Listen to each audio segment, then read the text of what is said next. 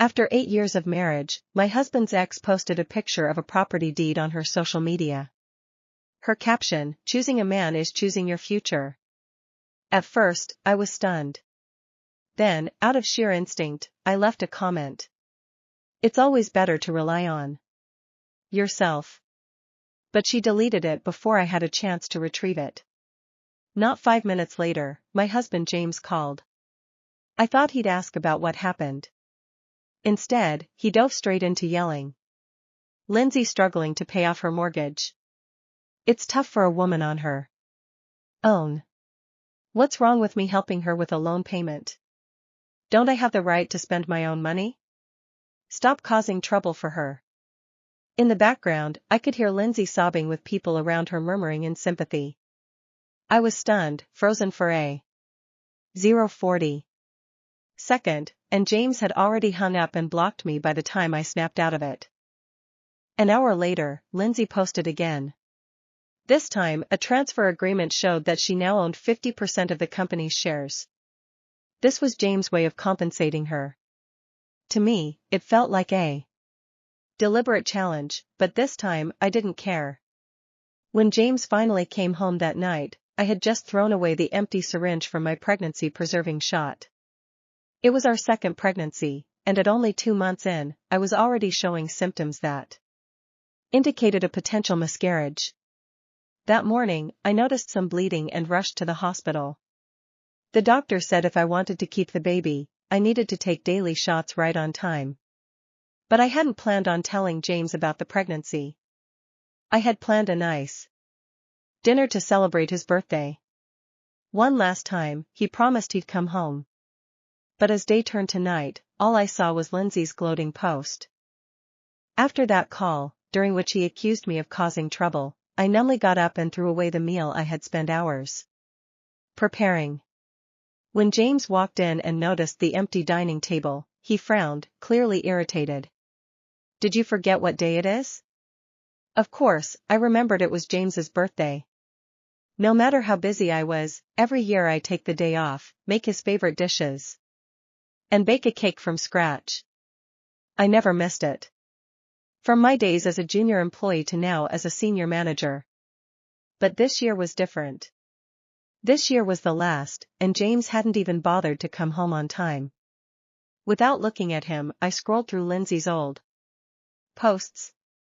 It hit me then that since she started working as James' secretary, she had been flaunting gifts from him. In just a year, she had received more than I had in 8 years of marriage. A sarcastic smile crept across my face. Spent nearly $1 million on her, and I still couldn't treat you to dinner. James didn't see that coming, and his impatience flared. "What's wrong with you? Those were year-end bonuses. Secretaries work hard, so I gave her more. What's the big deal? Don't you understand, management? Isn't that part of your job? Oh, and do you also give your regular employees shares in Riverview Mansions? You're a pretty generous boss. Maybe I should quit my job and come work for you." His face darkened just as his phone chimed with a new message. Glancing at the screen, his expression softened and a smile tugged at his lips. I didn't need to ask. It was Lindsay. When he looked back at me, the anger was gone. "I've explained everything and I didn't even get upset about your comment on her post. If I had something going on with her, do you think I'd be here tonight? What am I, a masochist who enjoys your cold stares?" I ignored him and walked to the kitchen. Of course, he thought I felt guilty and was about to make dinner to smooth things over. "Forget it," he sighed. "Don't bother cooking this late. I'll grab something from the cake shop. Can you imagine celebrating my birthday like this, dealing with your moods?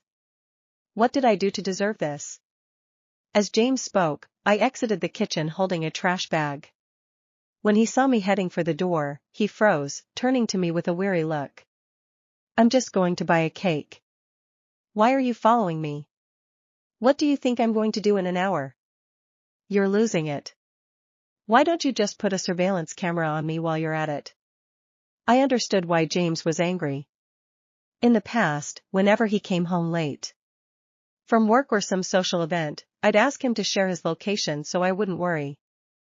I decided to give James a ride if he drank too much, but he took it the wrong way every time, accusing me of being controlling. This time though, I didn't bother calling him out on his lie about the cake. I knew he didn't even like sweets. Instead, I just lifted the trash bag in my hand and gave it a little shake. Don't overthink it. I'm just taking out the trash. Maybe it was the string of misunderstandings finally catching up with him, but his tone softened as if offering a truce. After you throw the garbage, let's grab something to eat. That barbecue spot is pretty good. Thinking this might be our last together, I nodded. 20 minutes later, James dropped me off on the side of the road in front of a rundown barbecue stall. Before I could even look around, he floored it, leaving a cloud of dust in his wake. The dirt splashed right onto my face. I quickly covered my eyes and turned away, realizing the stall wasn't open tonight. Nearby, 2 other food stands cluttered with greasy tables caught my eye. Shirtless, middle-aged men with bloated bellies sat around, casting letterless glances my way. I hadn't realized how quickly I'd rushed out. I was still in my nightgown. Then I found myself huddled on the steps by the road, feeling vulnerable and alone. It was nearly midnight. This deserted alley wasn't exactly buzzing with available taxis.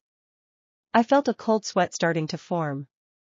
Just as I was about to reach for my phone to call the police, a drunk man staggered toward me, swaying with a beer bottle in hand. I noticed a wedding ring on his finger as he slurred, "Hey girl, how about a drink out here alone this late? $200. Come with me." My face went cold as I stepped back. Get lost. Stay the hell away from me. Fueled by the alcohol, he got angry, lunging at me and smashing the beer bottle on the ground. Luckily, the noise caught the attention of a passing car. The driver stopped and offered to take me home. I couldn't stop shaking from fear the whole ride back. Soon as I got home, a sharp pain shot through my abdomen. I downed a glass of hot water trying to calm myself. Just as James stormed and slamming the door. "How could you come back without telling me?" I circled that alley a dozen times, scared out of my mind that something had happened to you. I almost called the cops. Do you think? Is this some kind of game? I froze, gripping the glass tightly, my expression going cold. If James had been looking for me, he would have seen that the barbecue stall was closed. Clutching my stomach, I shot back with a mocking smile. Worried about me? You left me in a place like that? Were you scared something might happen to me or scared nothing would? And you expect me to tell you? I tried, but I guess I'm still blocked, so that was impossible, wasn't it? God knew how often I tried calling him while stranded, rehearsing my last words in case something went wrong. His lips pressed into a thin line, realizing his mistake. Frustrated, he threw the cake he had brought down on the table. Kindness wasted, James stormed off to the bathroom, and I could faintly hear him laughing as if he were finding the whole situation is ridiculous. The pain in my abdomen became unbearable and I collapsed onto the sofa, my face turning pale. I glanced over at the cake he'd thrown, a piece was already missing. With shaking hands, I opened Lindsay's latest post on social media. In the picture, 2 shadows were reflected in the floor-to-ceiling windows of a Riverview mansion. A strawberry cake with a single candle sat in the corner. Her caption read, "For every birthday from now on, we'll be by each other's side. The ultimate expression of love is in the ritual." I fought back tears, trying to stay calm for the sake of the pregnancy. I couldn't cry. Not now. Gripping the sofa for support, I threw the cake into the trash. James came out of the bathroom just in time to see what I had done, his face darkening with anger. "What's your problem now? You're the one always going on about rituals. I drove across half the city to get you that cake, and you just toss it away." I've explained this 100 times, and you're still not satisfied. All I did was give an employee a house as a reward. Are you ever going to let this go? Have I ever brought up how you insulted her? Since I got home, you've treated me like crap. First, you ditched dinner and now the cake. What do you think I am? Made of patience. I closed my eyes, too frustrated to even look at him anymore. I'm not throwing a tantrum. You're right. It's your money and you can spend it however you want. I'm not as free as Lindsay is. I've got my work. Before I could finish, he cut me off shouting enough. You say this every time. Ever since Lindsay joined the company, you've been acting crazy every day. No wonder the baby didn't make it. With a mother and a family like this, it's a blessing he wasn't born. Before I could register his words, my hand flew up and slapped him across the face.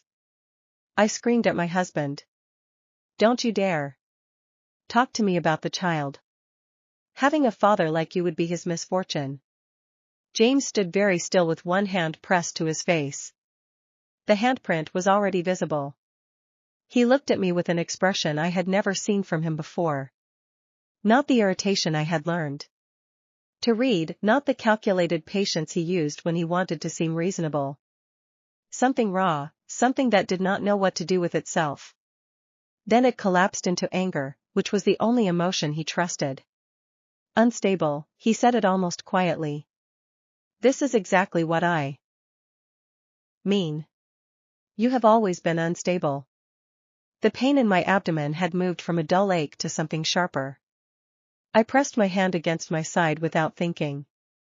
This is why Lindsay is easier. His voice was picking up. You fly off the handle over nothing. You create problems out of nowhere. You make everything into a war. I can't even come home on my own birthday without stopping to listen. Not because I was shutting him out in the way I used to. The hurt kind of shutting out that hoped he would notice and stop. This was different. This was the recognition that there was a baby and there was a hospital and there was somewhere I needed to be that was not here. I walked to the bedroom and picked up my bag. James followed. Where are you going? We are in the middle of I'm not. I turned around. I'm not in the middle of anything with you. He grabbed my arm. The pain spiked so sharply I inhaled through my teeth. My face must have changed because his grip loosened slightly just from surprise and I pulled free. I was out the door before he could find the next sentence. The hospital at 1 o'clock in the morning had the specific quiet of a place that runs on emergencies. I sat in the triage chair with my hand on my side and told the nurse what was happening. 2 months, possible symptoms, the shots I was supposed to be taking on schedule. She moved quickly and without judgment. The doctor was a woman in her 40s with efficient hands and a very calm voice.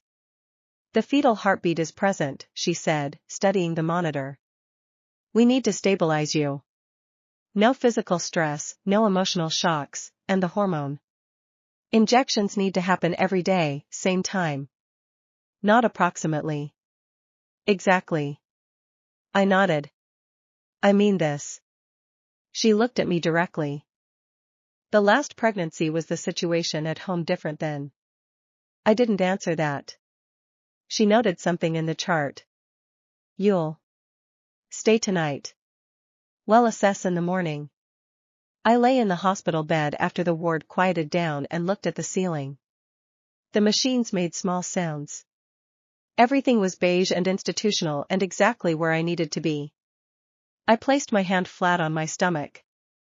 I won't let him choose your future, too, I said quietly. Not a promise I made to myself. A promise I made outward in the specific direction of something small and still holding on. Then I exhaled for what felt like the first time all night. James' message came through at 2:47 in the morning. Are you done making a scene? If you want an apology, just say so instead of disappearing. I read it from the hospital bed with a 4-line taped to my arm. I set the phone face down on the blanket. That was the night I stopped trying to reach him. In the morning, I called in sick from work. My manager, who had known me for 6 of the 8 years, asked no questions and arranged the coverage before lunch. I asked her not to share details. She said, of course. Then I made a different call. Adrian Coles. The firm came from a referral my colleague had given me the previous year during an offhand conversation about a friend's divorce that had turned into a corporate dispute. I had saved the number without quite knowing why. I have 2 matters, I told him when he picked up a marriage. That's ending and a company transfer I need someone to look at. He said to come in that afternoon. His office was clean and unhurried. He sat across from me and read through the documents I had assembled, Lindsay's posts, the property payment records I had found in joint accounts before. James locked me out of most of them. The share transfer agreement she had posted publicly was like a flag. He didn't make a sound for a long time. 50%, he said, finally posted publicly. He looked up. She posted the share transfer online herself with a caption about choosing your future. Something in his expression shifted slightly.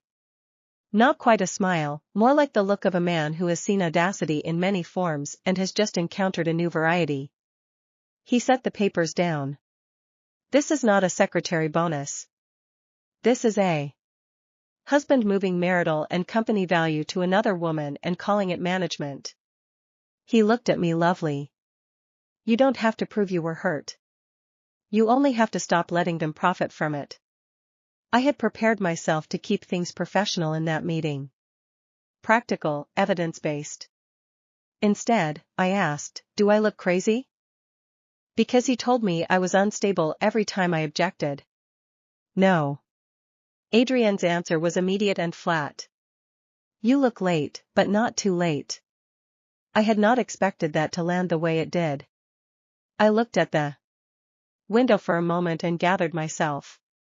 I'm pregnant, I said. He doesn't know. I need that protection. He wrote it down without a word about it. James took my silence as victory. 2 weeks later, Lindsay posted from his office. The wide windows behind her, the skyline view. The coffee on the desk. Caption, a woman who is trusted does not need to explain her place. 3 days after that, she posted again. A photo of her name on what appeared to be a revised organizational chart. I saved everything. James came home that second week and told me. Lindsay was upset. Employees were gossiping. He wanted me to apologize. Apologize for what? I asked. For making her look like he stopped himself for the situation you created.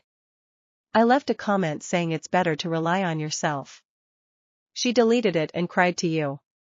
That comment implied, what should I apologize for, James? Tell me specifically to make her look like a home wrecker. I looked at him.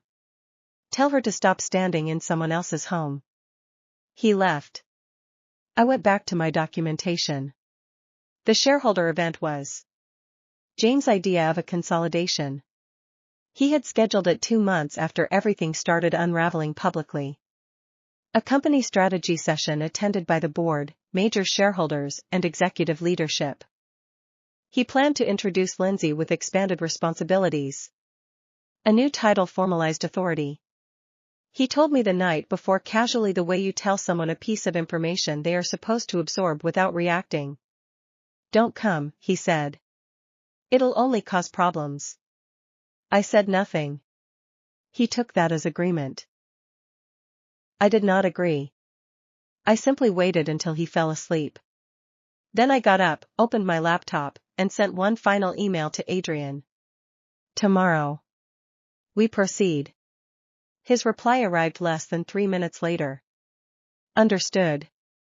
For the first time in months, I slept peacefully. The next morning, James left early. Before he walked out the door, he paused beside the dining table. Remember what I said? I looked up from my coffee. Which part? Don't come. His voice carried the familiar warning. You'll embarrass yourself. I smiled. Don't worry. He visibly relaxed. Good. Then he left. The second the front door closed, I called a car. The shareholder event was being held in one of the company's luxury conference halls. When I arrived, the room was already buzzing. Board members, senior executives, investors, department heads. Everyone important was there. Including Lindsay. She stood near the front beside James. A cream-colored designer suit. Diamond earrings. Perfect makeup. The picture of success. Anyone looking at her would have assumed she was already the company's future owner. Several employees whispered when they saw me enter. Lindsay noticed immediately. Her smile faltered. James looked up. The moment he saw me, his face darkened. I ignored both of them. Instead, I took a seat near the front row. Beside Adrian. James' expression instantly changed. He recognized him. Every executive in the city recognized Adrian Cole. The attorney who only handled high-value corporate litigation. People usually hired him when they were about to destroy someone. The meeting began. James stood at the podium. Confident. Relaxed. Completely unaware of what was about to happen. For 40 minutes he presented company growth figures and future plans. Then came the final announcement. Lindsay Parker has been an invaluable asset to this company. Polite applause followed. Lindsay lowered her head modestly. James continued. Effective immediately, she will serve as Executive Director of Strategic Operations. More applause. Then he smiled. And as many of you already know, she is also one of the company's largest shareholders. The screen behind him changed. A slide appeared. Lindsay Parker, 50% shareholder. The room erupted into murmurs. Several executives looked surprised. Others looked uncomfortable. A few investors exchanged meaningful glances. Even they knew this wasn't normal. A secretary becoming a 50% owner overnight?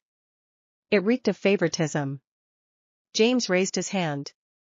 I know there have been rumors. His eyes found mine. But I assure everyone, this decision was made solely on merit. That was when Adrian stood. The room went silent. James froze. Adrian adjusted his suit jacket. Interesting. His voice was calm. Then perhaps Mr. Carter can explain why those shares were transferred using marital assets. Silence. Absolute silence. James' face drained of color. Lindsay stopped smiling. Adrian continued. Perhaps he can explain why company assets were redirected toward an employee with whom he appears to have a personal relationship. A shareholder raised his hand. What personal relationship? Another immediately spoke. What marital assets? A third asked. Was this approved by the board? Questions exploded from every direction. James opened his mouth. Closed it. Opened it again. Nothing came out. Adrian handed packets to the board. Evidence. Bank records. Property transfers. Financial statements. Gift receipts. Luxury purchases. The Riverview Mansion payment records. Everything. Every single thing I had spent weeks collecting. The room grew quieter with every page turned. Not because people were calming down. Because they were getting angry. Very angry. One elderly shareholder slammed his folder shut. You gave a secretary a multi-million-dollar property? Another stared at James. Using company resources? A third looked ready to have a heart attack. You transferred 50% ownership without consulting us? Lindsay finally panicked. She stood abruptly. That's not true.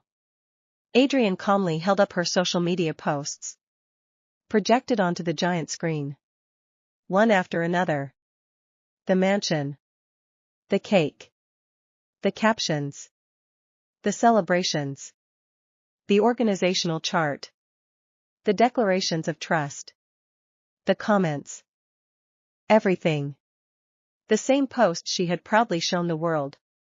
Now they became evidence. Her own face turned white. James tried to recover. You're taking things out of context. Adrian smiled. No. He pointed toward the screen. She posted the context herself. A few people actually laughed. Not kindly. The kind of laughter reserved for people realizing how stupid someone's mistake truly was. Then Adrian delivered the final blow. We are also filing for divorce. The room fell silent again. James turned toward me so quickly his chair nearly tipped over. What? I met his eyes. For the first time in months, I felt nothing. No anger. No heartbreak. No hope. Nothing. Just clarity. I'm divorcing you. The room erupted. Investors immediately started talking among themselves. Board members demanded an emergency vote. Executives looked horrified. Because everyone understood what this meant. If the divorce court ruled those transfers involved marital assets, the share transfer could be challenged.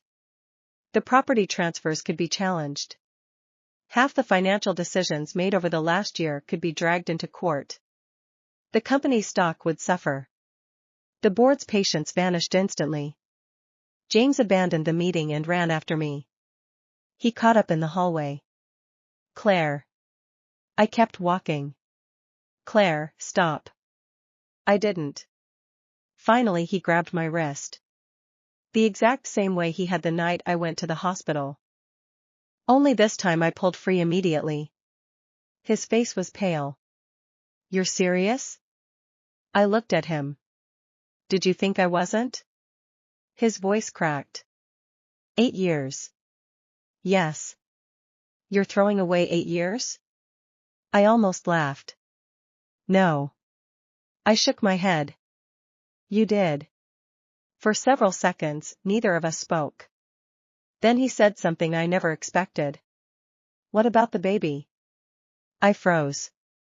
His eyes widened. And I realized. He wasn't asking. He already knew. Somewhere. Somehow. He had found out. You're pregnant. His voice sounded small. Smaller than I had ever heard it. I stared at him. Who told you? The hospital. His shoulders sagged. They called when I was listed as emergency contact. His eyes turned red. The first night. My stomach twisted. Not from pain this time. From the realization that he had known for weeks. And still chosen Lindsay. Every single day. I didn't know what to say. His voice broke. I kept thinking I'd fix everything first. I laughed. A sharp, bitter laugh. Fix what? The affair? The house? The shares? The lies? The fact that you told me our dead child was lucky not to have you as a father? Every word hit him like a slap. Finally he whispered. I'm sorry. There it was. The apology I had wanted for so long. The one I had cried for. Begged for. Waited for. The one that came far too late. I looked at him for a long moment. Then gently placed a hand over my stomach. For years, I said quietly, I thought choosing a husband was choosing my future. His eyes filled with tears. I stepped back. I was wrong. Then I turned around. And this time, I didn't look back. 3 months later, the board removed James as CEO. The investigation uncovered enough misconduct to force his resignation. The share transfer to Lindsay was frozen. The mansion became part of the legal dispute. Several shareholders filed separate actions against both of them. Lindsay disappeared from social media entirely. The woman who once posted every luxury gift now couldn't show her face in public. 6 months later, my divorce was finalized. 9 months later, I gave birth to a healthy baby girl. The first person to hold her after me wasn't James. It was my mother. The second was me again. Because I had waited long enough for someone else to choose us. A year later, I was scrolling through my phone during a lunch break when an article appeared. Former executive James Carter files personal bankruptcy. I stared at it for a few seconds. Then closed it. No anger. No satisfaction. No revenge. Just distance. The kind that comes when someone finally becomes a stranger. My daughter stirred in her stroller beside me. I leaned down and kissed her forehead. And for the first time in a very long time, the future belonged entirely to us.